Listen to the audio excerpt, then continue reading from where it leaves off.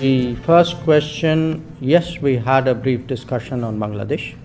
I don't think it's appropriate I get into more details.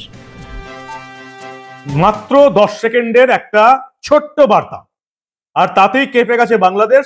Yunus এবং জামাতের যৌথ প্রশাসন, যৌথ সরকার কাঁপতে বসেছে।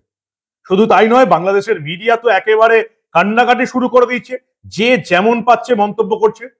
জয়শঙ্কর ভারতের বিদেশ মন্ত্রী, ডোনাল্ড ট্রাম্প আমেরিকার প্রেসিডেন্ট পদে শপথ নেবার পর তার বিদেশ দপ্তর প্রথম বৈঠকটা সারল ভারতের সঙ্গে, এবং ডোনাল্ড ট্রাম্পের সঙ্গে বৈঠক করলেন। গতকাল আমরা আমাদের প্রতিবেদনে দেখিয়েছি যে কিভাবে ডোনাল্ড ট্রাম্পের সরকার এবং তাদের বিদেশ সচিব মার্কো রুবিও এবং আমেরিকার জাতীয় নিরাপত্তা উপদেষ্টা মাইক ওয়ালেজের সঙ্গে বৈঠক করেছেন জয়শঙ্কর, এবং সেখানে অবধারিতভাবে দুটো দেশ নিয়ে আলোচনা হয়েছে, তিনটে দেশ রাদার, বাংলাদেশ, চীন, পাকিস্তান।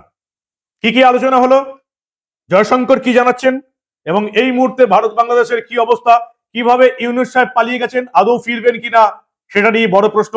সবটা শোনাবো, আপনাদের দেখাবো এই প্রতিবেদন শেষ অবধি দেখুন। আমি মানব, দ্য নিউজ বাংলায় আপনাদের স্বাগত জানাচ্ছি।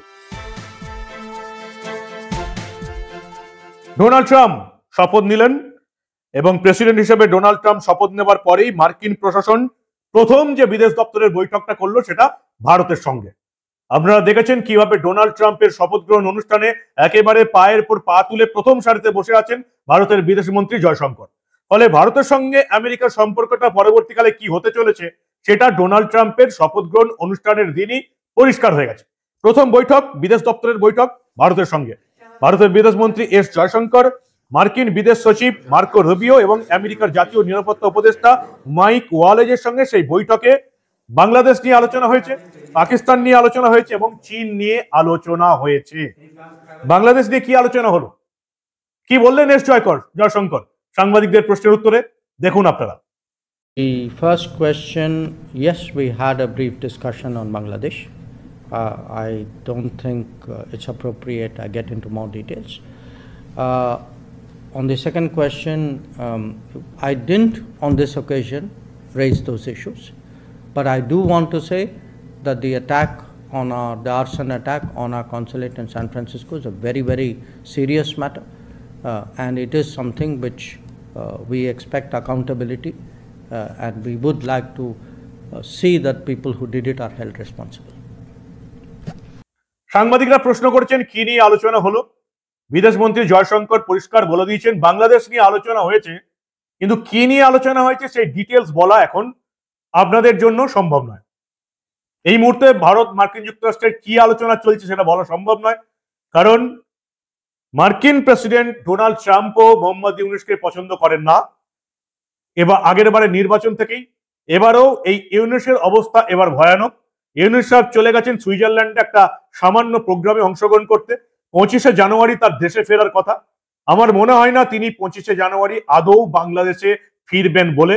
তার প্রেস সচিব জানিয়েছেন যে তিনি 25শে জানুয়ারি বাংলাদেশে ফিরবেন, কিন্তু ইউনূস সাহেব আর মনে হয় জামাতের সঙ্গে আর এই মূর্খ নাবালক উপদেষ্টাগুলোর সঙ্গে একই আসনে বসে বাংলাদেশ চালাতে পারবেন বলে মনে হয় না।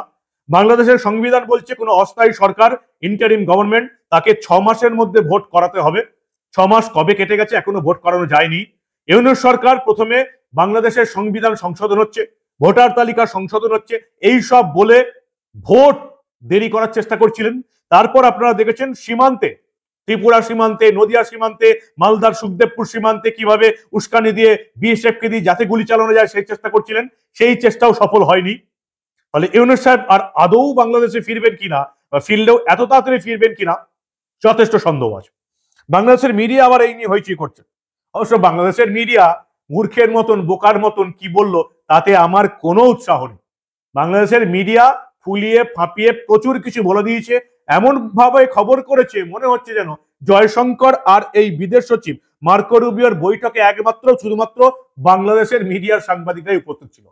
এত মূর্খের মতন সাংবাদিকতা পৃথিবীর কোনো দেশে করে কিনা যথেষ্ট সন্দেহ আছে। কিন্তু জয়শঙ্করের এই হুঁশিয়ারি, ট্রাম্পের বিদেশ সচিবের সঙ্গে বৈঠকে যে আলোচনাগুলো হয়েছে, অন্তত ভারতের বিদেশ দপ্তর সূত্রে যেটুকু আভাস পাওয়া যাচ্ছে, অবশ্যই এই বাংলাদেশের সংখ্যালঘু নির্যাতন, হিন্দু নির্যাতন নিয়ে কথা হয়েছে, কিভাবে বাংলাদেশ সীমান্তে সংঘর্ষ লাগানোর চেষ্টা করছে এই নিয়ে কথা হয়েছে। পাকিস্তানের সাপোর্টে আপনারা দেখেছেন এই কদিনের মধ্যে কিভাবে পাকিস্তানের বিমান বাহিনীর কর্তা ব্যক্তিরা বাংলাদেশের পাইলটদের ট্রেনিং দিচ্ছেন, তারা নাকি বাংলাদেশে একে ভারতের বিরুদ্ধে লড়াইয়ে সাহায্য করবেন। এই জিনিসগুলি উঠে এসছে এবং সবচেয়ে বড় কথা এই 10 সেকেন্ডের বক্তব্যই বাংলাদেশকে হেলিয়ে দিয়েছে।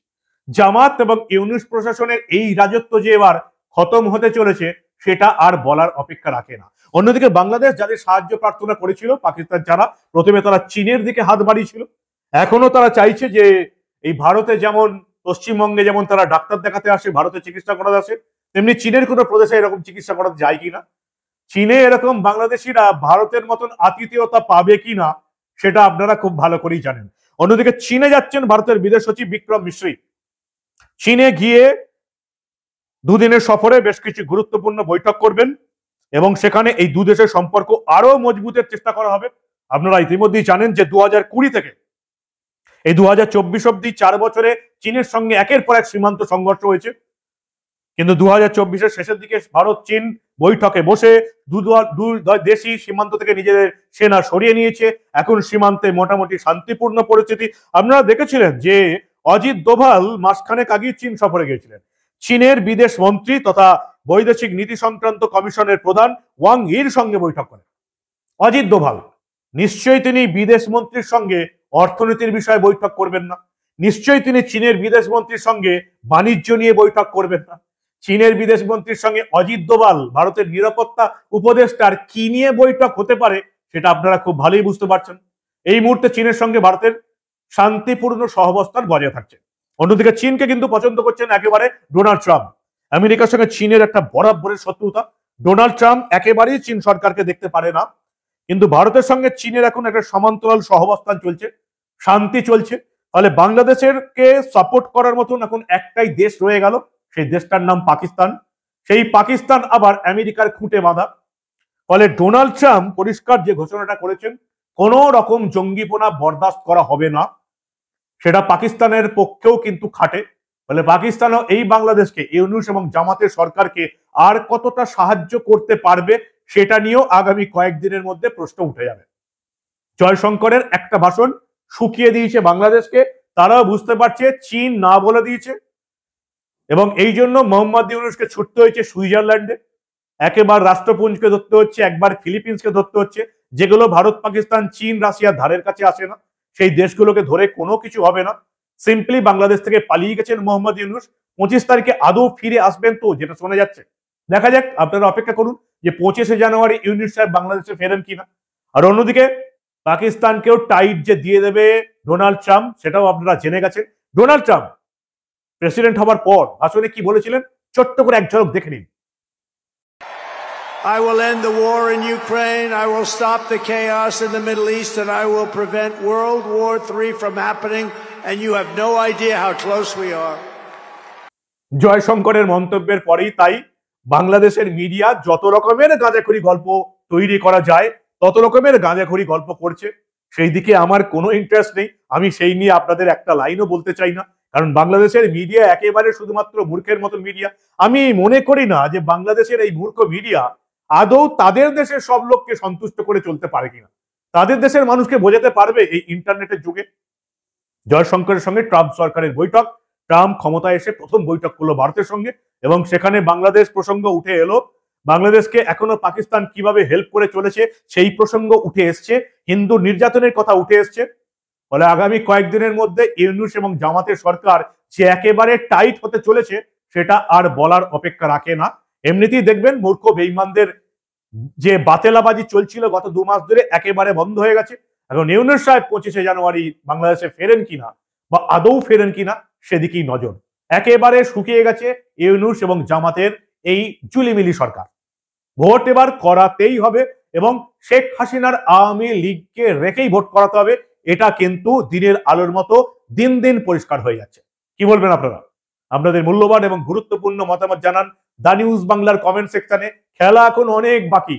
ওই যে বলেছিলাম না, ফেসবুক আর সোশ্যাল মিডিয়াতে এইসব আন্তর্জাতিক স্তরের কূটনৈতিক খেলাটা হয় না।